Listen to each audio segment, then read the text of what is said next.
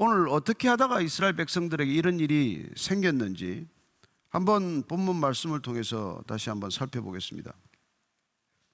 먼저 그 4장 1절 하반절입니다. 시작.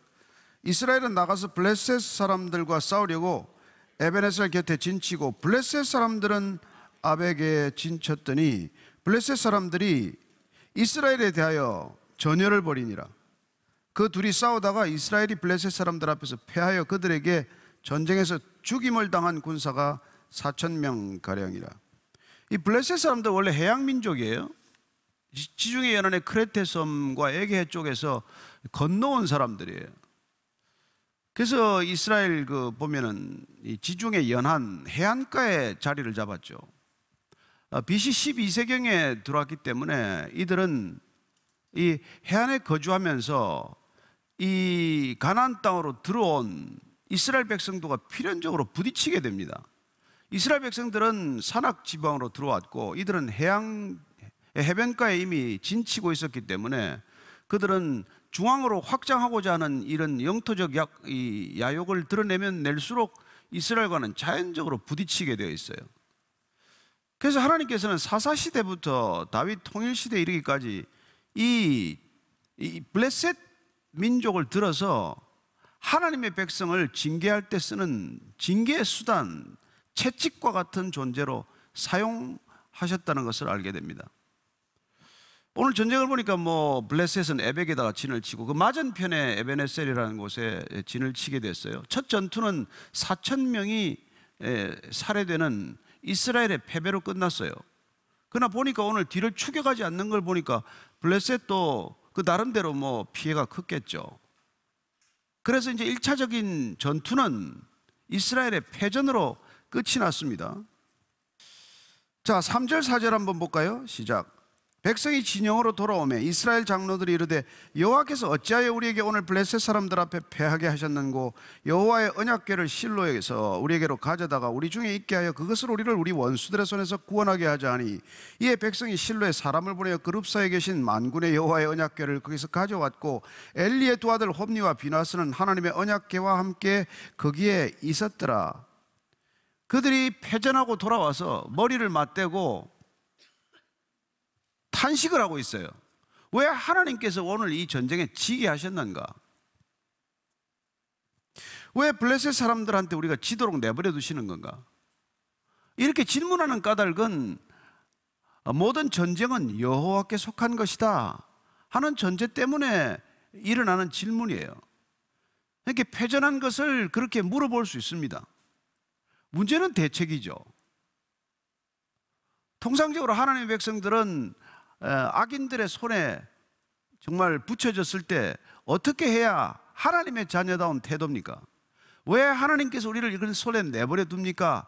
라고 묻고 기도하는 것은 당연한 태도지만은 우리의 죄악이 기억나게 하고 하나님을 경홀히 여긴 것들을 회개하게 하고 그래야 다시 하나님께로 전심으로 돌이키는 것, 그걸 위해서 하나님께서는 이런 일을 하셨는데 그들은 왜 졌는고 하는 원인 분석을 하자마자 회개는커녕 그들 나름대로의 대책을 지금 내놓은 게 문제란 말이에요. 그 대책이 뭡니까? 실로에 있는 언약궤를 가져다가 전장에서 우리가 여호와의 능력을 앞세워서 전쟁을 치르는 것이 승전의 비결이겠다. 이게 이제 고작 그들 머리로 생각한 거죠. 그래서 사람을 보내서 그걸 가져오라는 거예요. 그게 장로들 머리에서 나온 생각입니다. 그러니까 당시에 제사장이나 장로들이나 종교적인 이 지도층에 있는 사람들의 생각이 어떤 생각이었는지를 우리가 알 수 있는 것이죠. 법궤란 무엇인지조차도 잃어버린 거나 마찬가지죠. 법궤가 전쟁에 졌을 때 응급조치로 불러다가 쓰는 하나의 부적과도 같은 것으로 그들은 머릿속에 법궤의 이 잔상이 남고 만 것이죠. 법궤 자체에 능력이 있다고 생각하게 된 것이란 말이죠. 하나님은 하나님을 존중하는 곳에 계시지 하나님을 우습게 여기는 곳에 계실 이유가 뭐 있어요? 너희들이 나를 존중하면 내가 너희를 존중할 것이고 너희들이 나를 무시하면 나도 경멸하리라. 그래서 하나님을 떠나면 경멸받는 인생이 되는 것입니다. 여러분, 집 나간 둘째 아들이 어떻게 돼서 돌아옵니까? 가진 거 다 탕진하고 나니까 여러분, 돼지 쥐염 열매를 먹는 신세가 되고 말았어요. 짐승의 사료를 먹는다는 것은 짐승 꼴이 되었다는 것이고 사람들이 그를 짐승 취급했다는 것입니다. 왜요? 하나님을 떠났기 때문에, 아버지를 떠났기 때문에. 나는 아버지의 돈만 필요하지 아버지는 필요 없다고 살아갔기 때문에 그는 결국 경멸받는 인생이 된단 말이에요. 오늘날 그리스도인들이 정확히 경멸받는 이유가 뭡니까? 그리스도 없는 그리스도인들이 되었기 때문이죠. 하나님의 임재가 없는 법궤만 끼고 앉은 것이죠. 성경 말씀대로 안 사는 성경만 끼고 사는 것이죠. 얼마나 많은 성경이 프린트 되었습니까? 이 세상에 성경처럼 많이 프린트된 책이 어디 있습니까? 그러나 누가 성경대로 삽니까?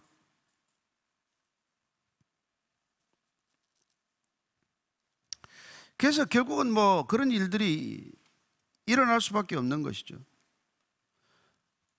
고작 수준이, 신앙의 수준이 법계 가져오면 이거 우리가 전쟁에 이길 텐데.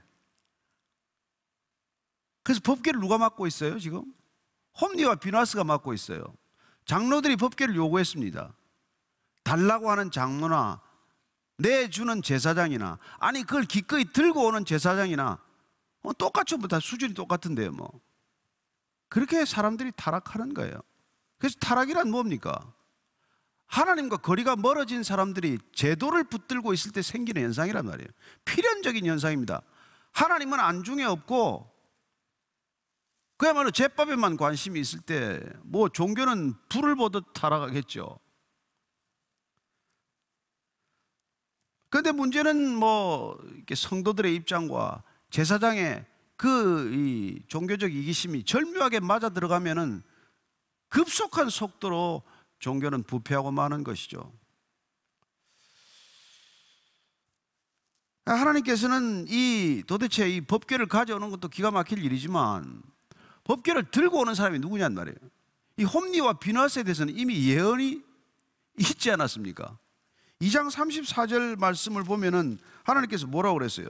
내 두 아들 홈리와 비나스가 한날에 죽으리니 그들이 당할 그 일이 내게 표징이 되리라. 아니 이 사람들이 한날에 죽을 사람들한테 법궤를 메고 오라 그러니 그걸 죽으러 오라는 것밖에 초청하게 더 됩니까? 참 기가 막히죠. 그러니까 그럼 제가 보는 데는 그래요. 이 장로가 야 우리 전쟁에 졌는데 하나님 이럴 수 있나? 법궤를 가져오자. 이렇게 열심을 내는 사람들이 또 문제예요. 잠잠히 기도하자는 사람 여기 없습니다 지금. 목소리 큰 사람이 누구예요? 야 법궤를 가져와서 우리가 이기자. 이런 걸 아이디어라고 내는 사람들을 우리는 종교적 열심이라고 말합니다. 이런 사람들은 소극적인 사람은 얘기 안 해요. 잠잠히 조용히 신앙생활하는 사람들이 얘기 안 합니다. 부산을 떨고 누구 앞에서 꼭 큰 소리를 내는 사람들이 이런 목소리를 내기 시작해요. 하나님의 뜻입니까? 자기 주장입니까? 자기 생각입니까? 그래서 여러분 종교적 열심과 우리가 참된 신앙은 항상 구별돼야 한다는 것입니다. 근데 그 구별이 쉽지 않다는 거예요. 늘 열심을 우리는 종교적 신앙의 바른 신앙으로 생각하는 착각이 있어요. 아니요, 그 열심은 바른 신앙이라고 꼭 이게 연결되지 않습니다. 얼마나 많은 해로운 신앙들이 열심을 다하는 가운데 일어나는지 몰라요. 그래서 저와 여러분이 열심히 꼭 좋은 신앙이라고 스스로도 착각해서는 안 될 일이지만 누가 다른 종교적 열심을 내는 것을 보고 저게 바른 신앙, 좋은 신앙이라고 속단해서도 안 된다는 것입니다. 이렇게 막 법궤를 가져옵시다 이런 사람들은 여러분 열심을 내는 사람이에요. 이런 열심이 꼭 화근을 불러일으킨다는 것입니다. 그래서 오늘 이 백성들이 정말 죽임을 당하고 말은 뿐만 아니라 홈리와 비즈나스까지 뭐 죽고 마는 것이죠. 하나님이 쟤들이 한날에 죽을 것이라고 말씀했는데 그 예언이 그대로 이루어지게 하기 위해서 이 사람들이 직접 또 그걸 가지고 온 거예요. 뭐 거기서 뭐 법궤만 보냈으면 뭐 죽기나 했겠어요. 근데 그 법궤를 꼭 자기가 또 책임지고 있다는 또 그런 모양은 또 드러내야 하지 않겠어요? 그러니까 자기들이 가지고 온 거죠. 5절 6절입니다. 시작. 여호와의 언약궤가 진영에 들어올 때 온 이스라엘이 큰 소리로 외치며 땅이 울린지라. 블레셋 사람이 그 외치는 소리를 듣고 이르되 히브리 진영에서 큰 소리로 외침을 어찌 됨이냐 하다가 여호와의 궤가 진영에 들어온 줄을 깨달은지라. 법궤가 들어오니까 이스라엘 백성들이 큰 소리로 외치고 뭐 땅이 울릴 만큼 이제 뭐 소동이 난 것이죠. 그들이 그렇게 생각할 만도 하죠. 이스라엘 백성들 치고 이 법궤가 하나님의 임재가 있다는 것을 모르는 사람은 없어요. 어쨌건 광야 40년을 전전할 때 늘 이 법궤를 중심으로 이동했기 때문에 이 법궤는 그들의 있어서는 하나님의 존재 그 자체이기도 하고 늘 법궤를 앞세우고 그들은 움직였습니다. 요단강을 건널 때도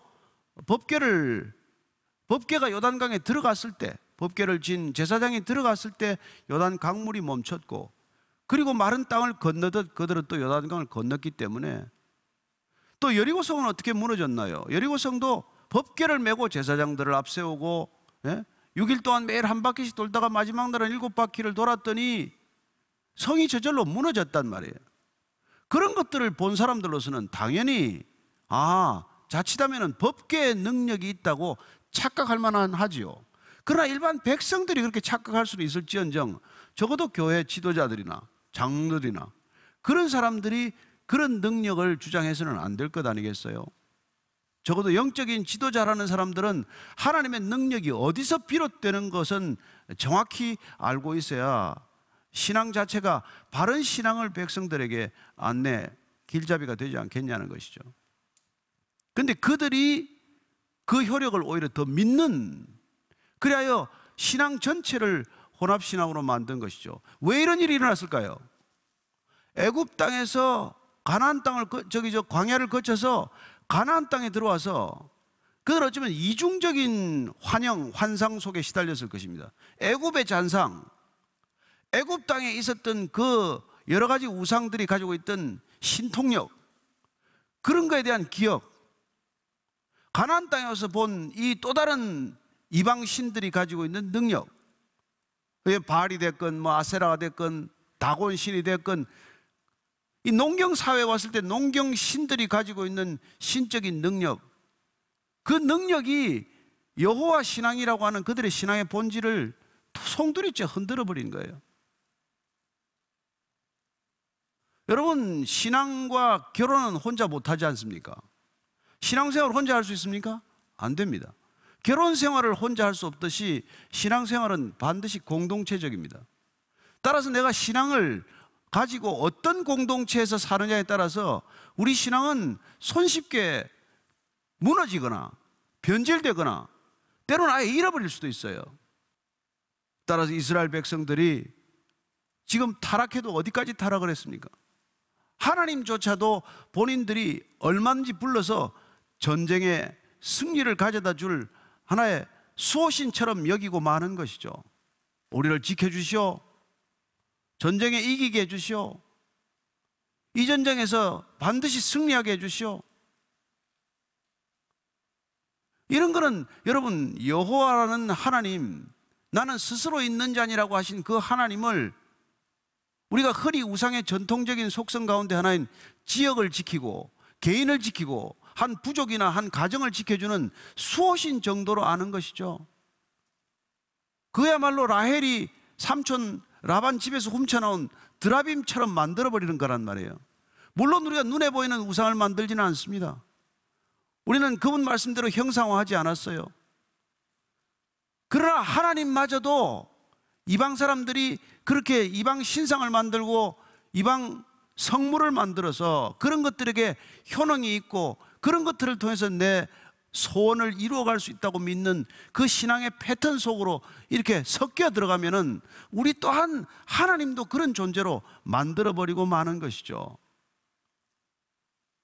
그래서 하나님을 내가 필요할 때 언제든지 불러다 쓸 수 있는 그런 존재 정도로 격화시키고 만다는 것이죠. 그러면 우리가 이 우상을 만들지는 않았지만, 내 집에 우상을 만들어 놓고 내가 그 우상에 절하진 않지만, 그러나 우리는 그 우상을 섬기는 것과 하나도 다르지 않은 종교가 되고 마는 것이죠. 자, 7절 8절입니다. 시작. 블레셋 사람이 두려워하여 이르되 신이 진영에 이르렀도다 하고 또 이르되 우리에게 화로다. 전날에는 이런 일이 없었도다. 우리에게 화로다. 누가 우리를 이 능한 신들의 손에서 건지리요. 그들은 광야에서 여러 가지 재앙으로 애굽인을 친 신들이니라.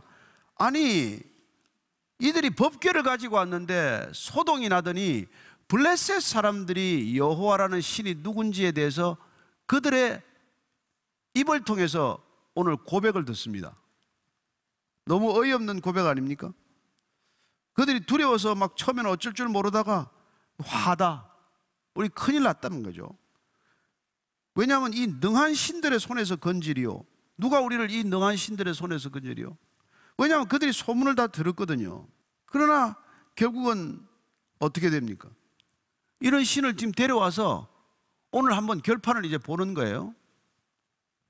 참 이게 안 된 것은 오늘 하나님 진짜 체면 다 구기는 날 아닌가 뭐 이렇게 생각할지 모르겠지만, 하나님께서는 체면을 구기는 게 아니라 이스라엘 백성들을 또다시 고난 가운데로 밀어넣는 모습이에요.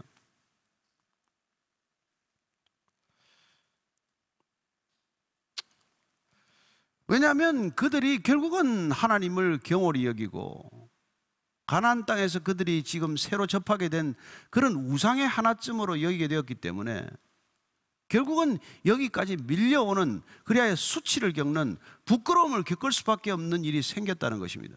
따라서 하나님께서는 끊임없이 이스라엘 백성들을 그렇게 연단시켰음에도 불구하고 적어도 광야 40년 동안 12부족 가운데서 진 한가운데 진을 치게 만들고 늘 하나님이 중심에 좌정하는 모습을 보여주었고, 하나님은 우리의 변두리에 계신 분이 아니라 우리 한 중심에, 한 가운데 있는 분이라는 것을 가르쳤고, 그리고 구름기둥, 불기둥으로 그분이 움직이시면 반드시 움직여야 한다는 것을 가르치셨고, 우리가 주도적으로 이끌어가는 신앙이 아니라 하나님이 이끌어가시는 신앙이라는 것을 가르쳤음에도 불구하고 그냥 가나안 땅에 와서 혼합신앙이 되고 만 것이죠. 그렇게 비참하게 됐기 때문에 그들은 진리를 거짓것, 헛것으로 만들어버렸다는 겁니다. 결국은 조물주를 피조물보다도 더 가볍게 여긴 탓이라고 말하고 있는 것입니다. 그렇습니다. 우리는 결국 누가 왕이냐, 누가 주인이냐의 싸움 아닙니까? 내가 주인입니까? 하나님이 주인입니까? 내가 주인이면 종교를 바꿀 수 있습니다. 써보고 안 맞으면 바꾸는 거죠 뭐. 내 마음에 안 들면 바꿀 수 있는 것만 종교예요.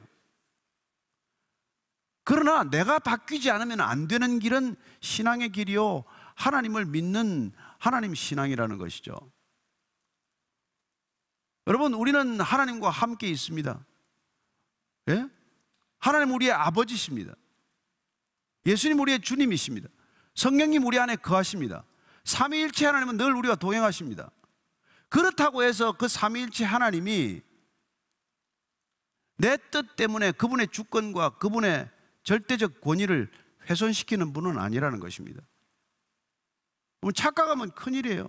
하나님이 나와 함께 하시기 때문에 하나님은 언제나 내 편이라고 생각을 합니다. 아니요, 우리가 가끔 하나님의 편에 있을 수도 있고 사탄의 편에 있을 수도 있을 뿐이에요. 하나님은 늘 우리의 편이 아닙니다. 우리와 함께 계실 수도 있지만 우리를 떠나실 수도 있어요. 따라서 우리는 눈에 보이는 우상은 안 만들지만 내게 소용이 되고 내 마음껏 부릴 수 있는 신을 가질 수 있다고 생각하는 이 신관이야말로 어떤 우상보다도 더 큰 끈질긴 우상이란 말이에요. 실상은 우리가 그런 우상을 섬기고 있으면서 하나님을 섬긴다고 착각하는 일이 오늘 지금 당장 이 시간에도 얼마나 많은 곳에서 일어나고 있는지 모른단 말이죠. 그게 오늘 우리가 이 본문 말씀을 읽는 이유예요. 그래서 오늘 이 법궤를 불러다가 전쟁을 치르겠다고 하는 이 법궤를 부적으로 만드는 신앙이야말로 오늘날 우리가 그냥 고스란히 답습하고 있는 우리 신앙의 현주소와 크게 다르지 않습니다. 내가 어떤 교회 가야 거기 부적이 크나, 어떤 사역에 내가 가야 능력 있는 부족이 되나? 우리가 하는 모든 일들이 다 우상을 만들고 우상을 섬기는 일밖에는 하는 일이 다른 일이 없다는 겁니다. 그게 사도 바울이 내가 십자가와 그리스도를 외에는 아무것도 알지 않겠다고, 나머지는 다 쓰레기로 여기겠다, 이렇게 고백하는 이유란 말이죠.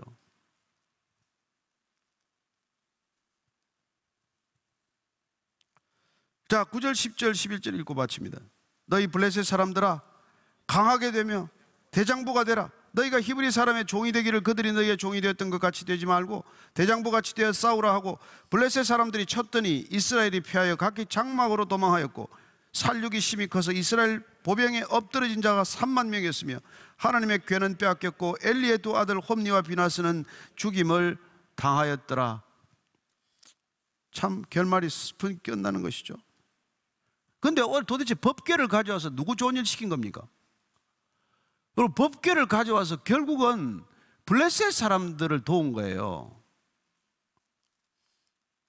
아니, 이 법궤가 들어오니까 이 사람이 처음에 놀랬죠. 큰일 났다.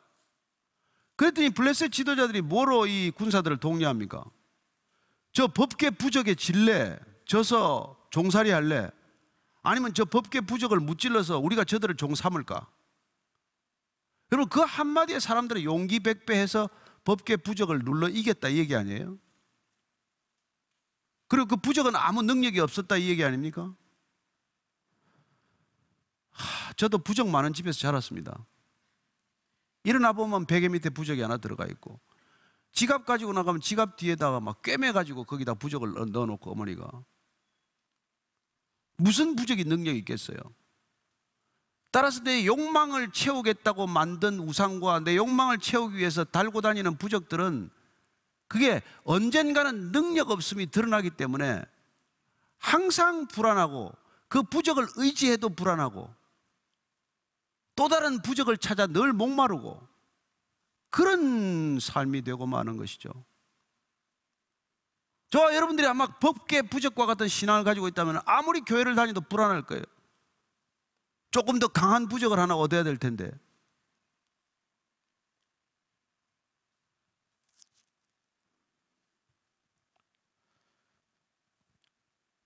그리고는 3만 명이나, 이게 3만 명이나 죽으면 여러분 뭐 지파가 하나 날아간 거나 마찬가지 아니에요?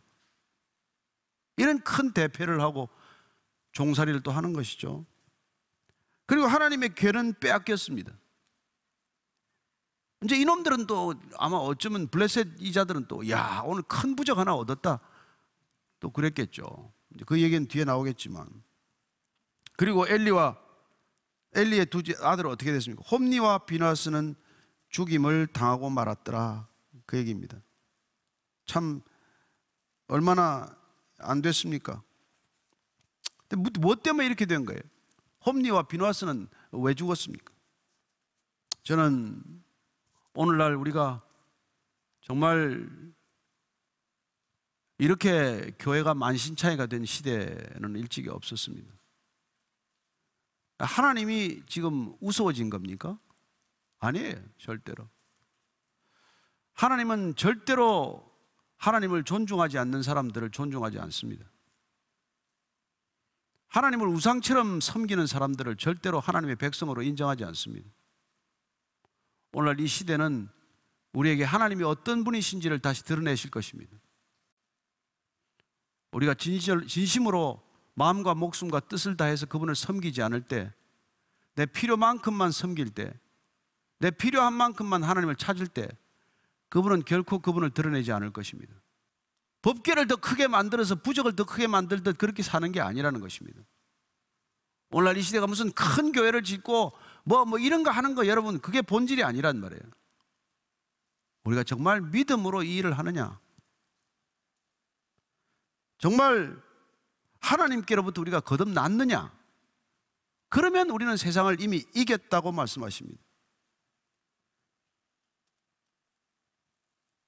이 거대한 세상을 살면서 저와 여러분들이 왜 불안한 때가 없겠습니까? 왜 두려운 때가 없겠습니까? 그러나 하나님께서는 우리의 불안이나 걱정이나 염려나 이 두려움을 그걸 근원적으로 해결해 주시는 분입니다. 그게 남아있는 이상은 우리는 부적신앙에서 헤어나지 못하기 때문에. 그래야 그분은 우리에게 사랑으로 찾아오셔서 그 모든 사랑이 물밀듯 밀려올 때 우리 안에 있는 모든 두려움들이 쫓겨나가고, 그리고 우리는 더 이상 하나님의 인정을 받기 위해서 몸부림치는 존재도 아니고, 또한 하나님을 자랑해서 하나님을 가지고 내가 무슨 나를 드러내기 위해서 하나님을 이용하고 사용하는 그런 존재도 아니고, 오직 이 땅 만물을 창조하신 분이 하나님 아버지 그분이라는 것, 하나님을 영원히 즐거워하고 하나님을 영원히 기뻐하고 하나님을 영원히 영광스럽게 하는 존재로 나는 족합니다 하는 참된 신앙의 모습을 드러내도록 하나님께서는 우리를 빚어가신다는 것입니다.